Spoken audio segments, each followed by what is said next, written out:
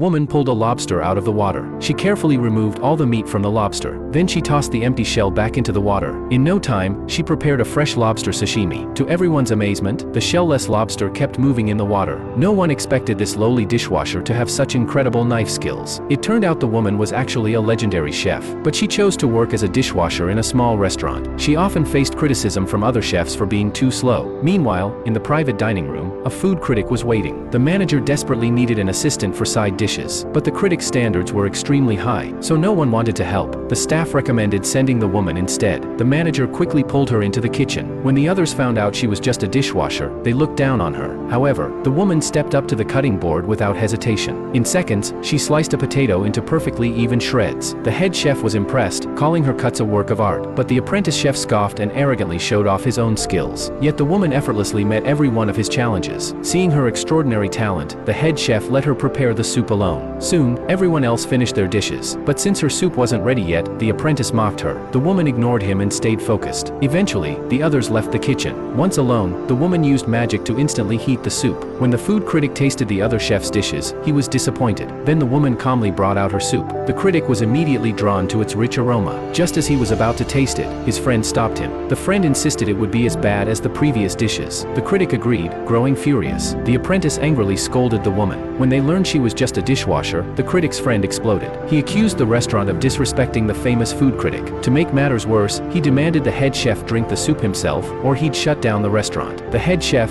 fearing for his beloved restaurant, reluctantly took a sip. The apprentice kept blaming the woman for holding them back. But then the head chef's eyes widened in amazement. He exclaimed that it was the most delicious soup he'd ever tasted.